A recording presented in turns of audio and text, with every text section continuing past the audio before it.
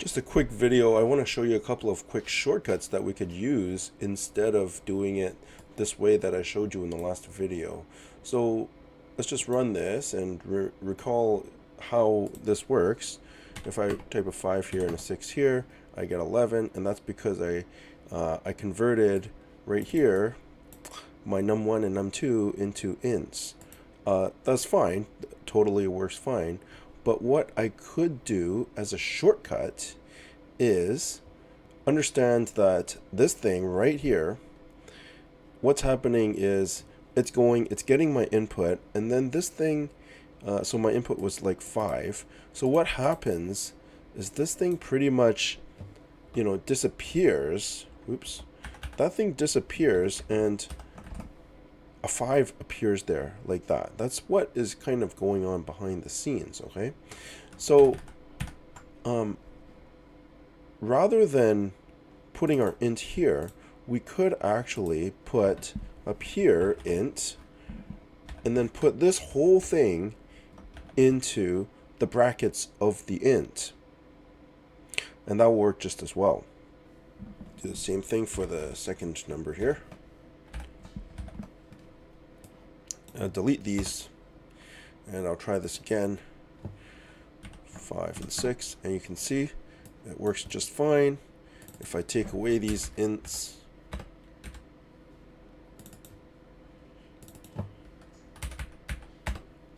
and I do that again, 5, 6, it breaks. It says 56. I could also put the ints inside of the print.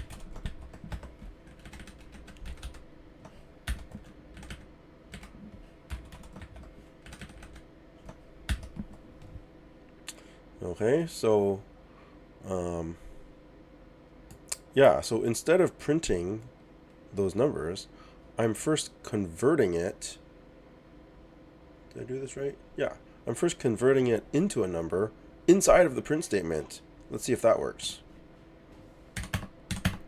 And you can see that did work. But you have to remember that I didn't do this num1 equals int num1, and so it didn't ever save the result into num1. So num1 is still a string. So if I just do after this, I do print num1 plus num2, it will give me 5, 6. It will give me as a string, as an int. Okay, so those are just a couple of shortcuts that you could take, but nothing wrong with doing it kind of the long way at first until you get comfortable with these things. All right, that's all for this video. See you in the next one.